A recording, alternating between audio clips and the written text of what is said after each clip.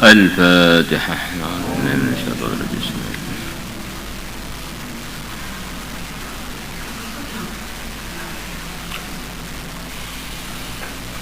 بسم الله الرحمن الرحيم.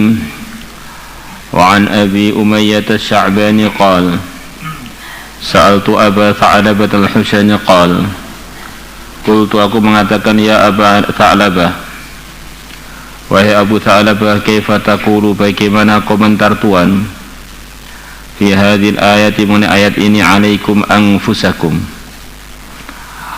perhatikanlah oleh dari kalian diri kalian sendiri. Yang akhirnya ayat itu kita suruh mikirkan diri kita, nggak usah mikirkan orang lain. Gimana itu? Alaikum anfusakum,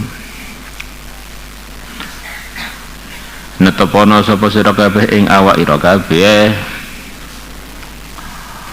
Qal, beliau menjawab, ama ingat, wallahi demi Allah, laqad sa'alta anha khabira, sungguh engkau telah bertanya anha, mengenai firman Allah tersebut, khabiran, kepada orang yang ngerti. Saat aku telah bertanya anha, mengenai perihal ayat tersebut yang akhirnya kita suruh mikirkan diri sendiri, tidak mikirkan orang lain. Rasulullah, kepada Rasulullah SAW. Faqal, maka jawaban Nabi, i'tamiru bil ma'ruf, i'tamiru, salinglah perintah, memerintahkan antar kalian bil ma'rufi, dengan kebaikan. I'timaru di antara artinya buat suasana saling nyuruh kebaikan. I'tamiru.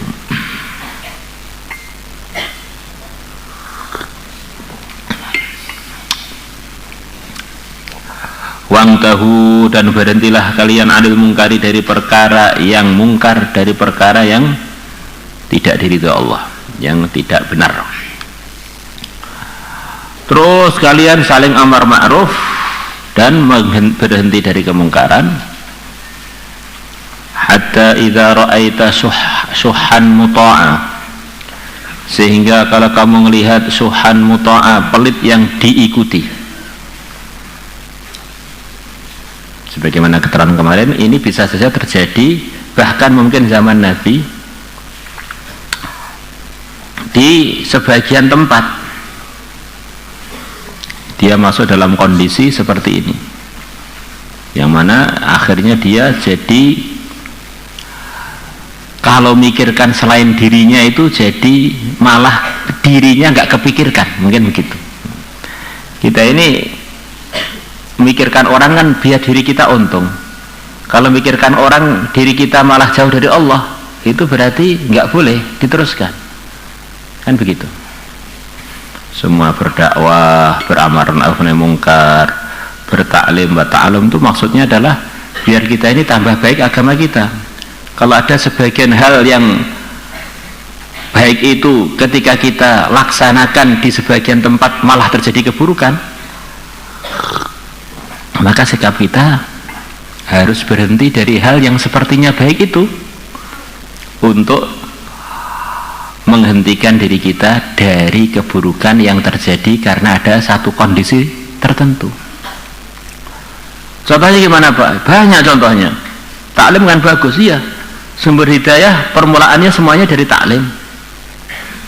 Semuanya ada satu kondisi, ada seorang pengajar di kelasnya, setiap dia masuk langsung sarungnya bermasalah. Karena yang diajar adalah para wanita atau ibu-ibu. Ya, setiap dia masuk malah maksiat kan akhirnya. Maka dia harus berhenti, sudah, untuk hari-hari ini saya tak ngajar, di rumah aja. Contohnya begitu itu. Bisa aja begitu itu. Yang salah sebetulnya bukan taklimnya, dia dalam kondisi yang mana taklim untuk dia waktu itu harus dialihkan suasananya di suasana yang tetap mendatangkan ridhonya Allah. Maksudnya begitu itu loh. Yang masalah bukan dakwahnya sebetulnya, tetapi ada satu kondisi kalau kamu berdakwah di situ bukan malah dapat pahala, malah kamu malah dapat dosa. Wahnya begitu.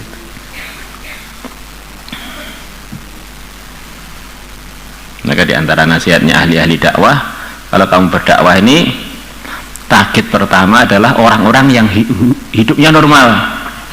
andaikan mereka ikut, maka kamu dapat anggota baru, orang-orang normal. Baru nanti bila ada kesempatan menggarap orang-orang yang tidak normal. Jadi kalau orang yang tidak normal didahulukan, akhirnya mereka jadi ikut kamu. Ikutnya terus, nggak normalnya juga terus, repot. Ini contohnya begitu itu. Wahawan muttaba'an, dan kamu melihat keinginan yang diikuti. Nafsu-nafsu itu diikuti, bukan ditahan. Waktu yang mu'saratan, dan dunia yang dimenangkan. Apa aja pertimbangannya dunia. Wa ijaba kulli dzi ra'yin bi ra'yihi, dan takjubnya setiap orang yang punya pikiran dengan pikirannya dia sendiri. Sudah nggak mau dapat masukan dari siapapun. Fa'alaika, maka peganglah oleh kamu binafsika, dirimu. Maka yang perhatikan dirimu, jangan sampai di suasana itu malah kamu hancur. Perhatikan dirimu. Wada'ankal awam, dan tinggalkanlah menjauh dari kamu semua urusan umum. Nah, awam itu maksudnya urusan umum. Ini kondisi di daerah itu atau di kampung kamu itu atau di keluarga besar itu sedang tidak kondusif. Kondisinya begitu itu, maka sudah urus diri kamu sendiri dulu. Fa inna min waraikum, maka sesungguhnya di depan kalian, maksudnya akan ada satu masa yang akan kalian hadapi umat Muhammad. Di wara' maksudnya adalah amam. Min waraikum amam. Di kata-kata wara' itu kadang-kadang artinya amam, sebagaimana dalam surat Kahfi. Wa kana wara'ahum malikun ya'khudhu kulla safinatin ghasba.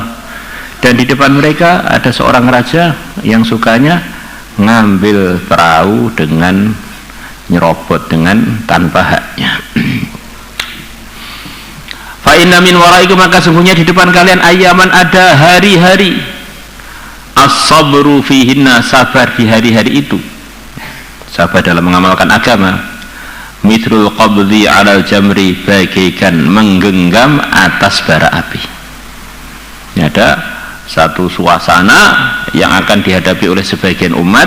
Mengamalkan agama di suasana itu perlu kesabaran seperti sabarnya orang megang bara api, gak enak. Benar-benar suasananya itu gak enak dan bahkan tersiksa. Tetapi megang bara api itu kan lebih baik daripada masuk seluruh badan ke api kan. Nah, kondisi yang begitu itu gak mendukung kok orang tetap amal agama. Lil amili fihinna, pada orang yang mengamalkan agama fihinna, di hari-hari tersebut, mithru ajri khamsina rajula, seperti pahalanya 50 orang, ya'maluna mithla amalihi, yang beramal seperti amalan dia. Di amalan dia dilipatkan 50 dari amalan-amalannya orang yang seperti dia, yang tidak di masa-masa sulit seperti dia. Rawahu Ibnu Majah wa Tirmidzi wa qala haditsun hasan wa Abu Dawud wa zada, dan ditambahkan oleh Abu Dawud. Qila, dikatakan selepas Nabi bersabda, dia dapat pahalanya 50 orang dari 50 orang yang beramal seperti dia. Ya Rasulullah, wahai Rasulullah SAW, ajru khamsina rajulan minna aminhum, dia mendapatkan pahalanya seperti pahalanya 50 laki-laki dari kalangan kami para sahabat, atau dari kalangan mereka orang-orang zaman itu. Qala, Nabi bersabda, bal ajru khamsina minkum, tetapi atau bahkan tetapi dia mendapatkan pahalanya 50 orang dari kalangan kalian. Ini bukan dari kalangan mereka, dari kalangan kalian. Ini benar-benar dia dapat pahala yang super pahala, seperti pahalanya 50 sahabat yang beramal seperti itu. Namanya seperti itu yang enggak persis ya, seperti. Allah Akbar. Di desa kita, di daerah kita, tambah nggak ada suasana agama, kok kita tetap pegang agama, ini pahalanya beda dengan orang di pondok yang ada amal agama, yang ada pengurusnya ngurus-ngurus kalau dia nggak amal, ngabsen kalau dia bolos.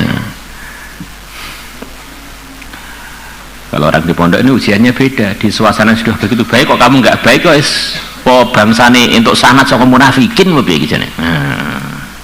Itu anunya beda lagi itu.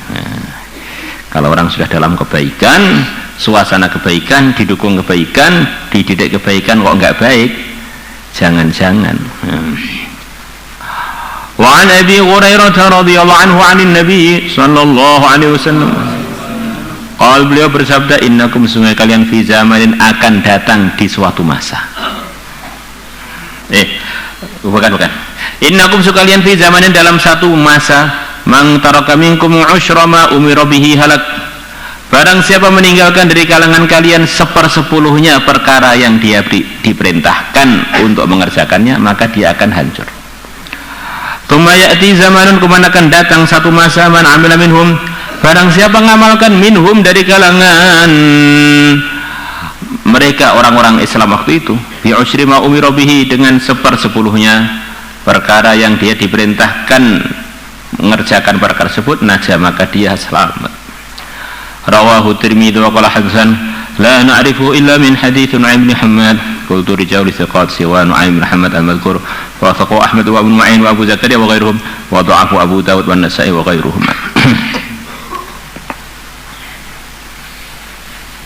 Jadi kalian ini para sahabatku, di zaman kalau kalian meninggalkan 1/10 dari yang diperintahkan kepada kalian, maka kalian akan hancur.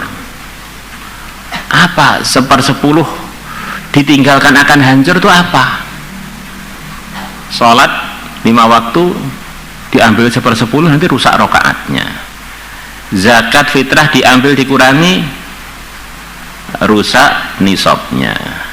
Zakat fitrah, zakat mal, zakat ziraah. Umrah haji dikurangi juga nggak bisa, puasa Ramadan juga nggak dikurangi, nggak bisa. Tapi nanti akan datang pada umat Islam, kalau mereka mengerjakan 1/10 dari yang diperintahkan, dia telah diridhai Allah, telah selamat. Apa itu? Maka hampir sepakatnya para ulama mengatakan yang dimaksud di sini ini bukan sholat, bukan zakat, bukan iman, bukan perintah sholat, bukan perintah zakat, bukan perintah puasa Ramadan, bukan perintah haji, tetapi ini kaitannya dengan amar ma'ruf nahi mungkar.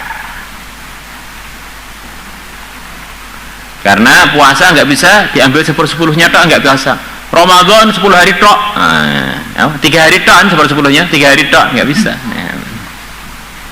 Haji wukufnya tok, nggak bisa.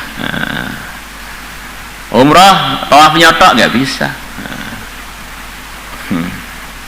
Salat terus subuh 2 rakaat diambil 10/10 juga berapa? Takbiratul ihram tok apa-apa, nggak bisa. Maka ini maksudnya diantara yang disepakati banyak ulama adalah urusan dakwah. Kalau sahabat ini memang pertama kali pewarisnya agama dari Nabi, maka beliau-beliau punya tanggung jawab sempurna, lebih-lebih.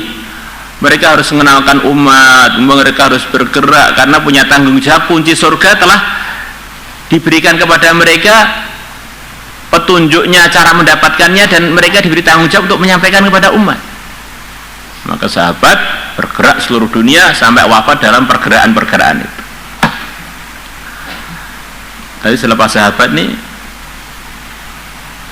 di antara sebabnya umat Islam sudah banyak, kemudian orang yang kenal Islam juga sudah banyak walaupun tidak muslim, maka tentu saja tanggung jawab yang sempurnanya telah dipanggul para sahabat.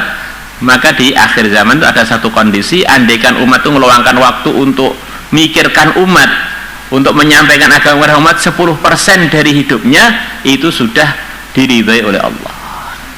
Maka jadi dalilnya sebagian jamaah tabligh setiap bulan latihan dakwah 3 hari, setiap tahun 40 hari, seumur hidup 4 bulan, itu diantara istimbatnya dari hadis dhaif ini.